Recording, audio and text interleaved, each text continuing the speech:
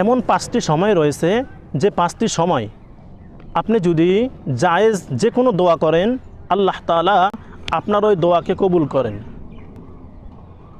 তাহলে আজকের ভিডিওতে আমরা জানব কোন সেই 5টি সময় রয়েছে যে 5টি সময় আমরা দোয়া করলে আমাদের দোয়া দ্রুত কবুল হয়।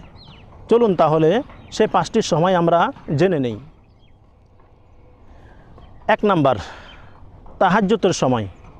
আল্লাহ তাআলার কাছে সবচেয়ে গুরুত্বপূর্ণ একটি সময় রাতের শেষ অংশ, তাহাজ্জুদের সময়, যে সময় নবীজি নামাজ পড়তেন 2 রাকাত 4 রাকাত, ওই নামাজটাকে তাহাজ্জুদের নামাজ বলে।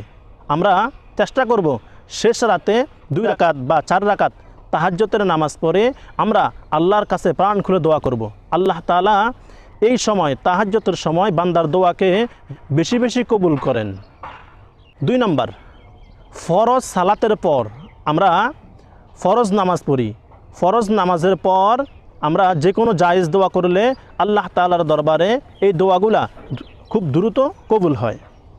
3 নাম্বার, আজান দেওয়ার পর থেকে শুরু করে নামাজের জামাত শুরু হওয়া পর্যন্ত এই সময়ে আমরা বেশি বেশি দোয়া করার চেষ্টা করি, কেননা এই সময় মহান আল্লাহ পাক রব্বুল আলামিন আমাদের জায়েজ দোয়াগুলিকে বেশি বেশি কবুল করেন। 4 নাম্বার, যখন বৃষ্টি হয় আপনি বৃষ্টির সময় বেশি বেশি দোয়া করুন, কেননা বৃষ্টির সময় বান্দার দোয়া আল্লাহ তাআলা বেশি বেশি কবুল করেন। 5 নাম্বার, বিশেষ করে রমজান মাসের দোয়া। রমজান মাসে আমরা বেশি বেশি দোয়া করার চেষ্টা করি, কেননা রমজান মাসে আল্লাহ তাআলা আমাদের দোয়াকে বেশি বেশি কবুল করেন। আল্লাহ তাআলা আমাদেরকে আমল করার তৌফিক দান করুন।